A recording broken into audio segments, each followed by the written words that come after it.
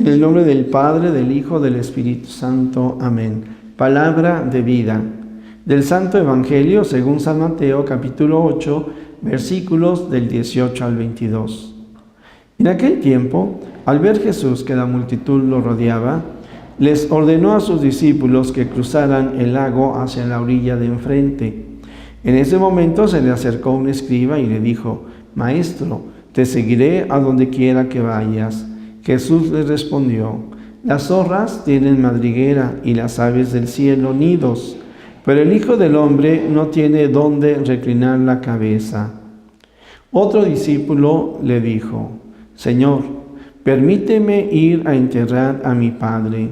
Pero Jesús le respondió: «Tú sígueme y deja que los muertos entierren a sus muertos».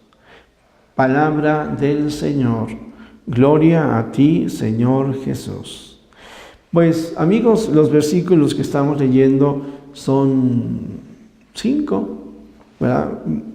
Pero 2 mensajes muy bellos, muy interesantes. Uno, el de aquel que quiere seguir al Señor Jesús, y el Señor le está diciendo que confíe, que sepa que cuando seguimos a Jesús, hacemos a un lado nuestros criterios.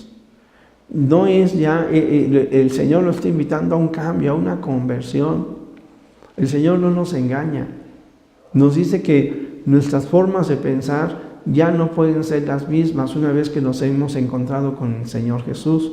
Ya lo hemos comentado, por ejemplo, cuando las bienaventuranzas. Bienaventurados los que lloran, ¿verdad? Bienaventurados los que sufren. Y con esto no se trata de que seamos masoquistas, lo que pasa es de que vamos a convertir y vamos a transformar ese llanto y ese dolor, ese sufrimiento, en alegría, en gozo, en lugar de que nos aniquilen, el de que nosotros podamos, con la situación que estamos viviendo, generar nuevas y mejores realidades. Esto nosotros lo podemos aplicar muy bien al proceso que estamos viviendo. No hablaré hoy sobre propiamente quien ha ganado, sino esto lo haré el día de mañana, pasado mañana, haré una cápsula aparte.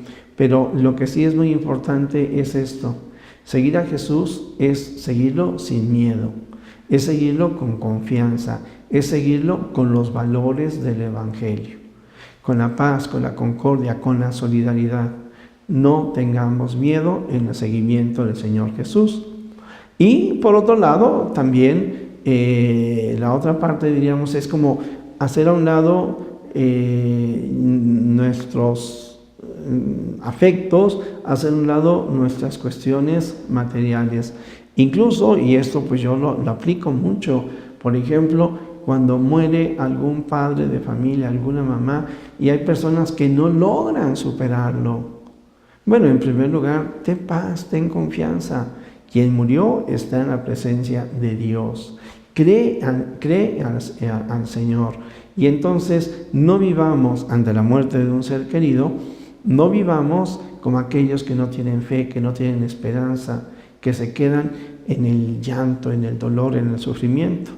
Tampoco seamos como aquellos que son indiferentes. Pues ya se murió y pues qué bueno, yo sigo igual. No, es ciertamente vivir con fortaleza la situación de no tener ya a nuestro ser querido, pero con fe, en esperanza en la resurrección, seguir haciendo lo que estamos haciendo, lo que nos corresponde hacer.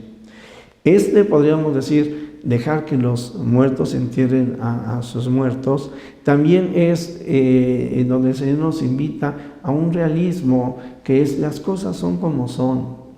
No tenemos por qué quedarnos o sentirnos frustrados si en la elección no quedó el candidato que nosotros queríamos o esperábamos que fuera. Eso ya es cuestión del pasado. Lo importante es de que con el que está, nosotros tenemos que construir. Las elecciones en este año han sido muy complicadas. Todavía tenemos que ir sanando varias situaciones, pero la palabra de Dios hoy precisamente nos da estas ideas. La única seguridad que nosotros podemos tener, o en el único en el que podemos confiar, la única seguridad que tenemos es el amor de Dios. Junto con esto, entonces, pues poner siempre en primer lugar el amor de Dios, por encima de nuestros miedos, de nuestros temores, por encima de nuestras seguridades. Y entonces lo nuestro es seguir a Jesús. Jesús, que todos te conozcan y te amen, es la única recompensa que quiero.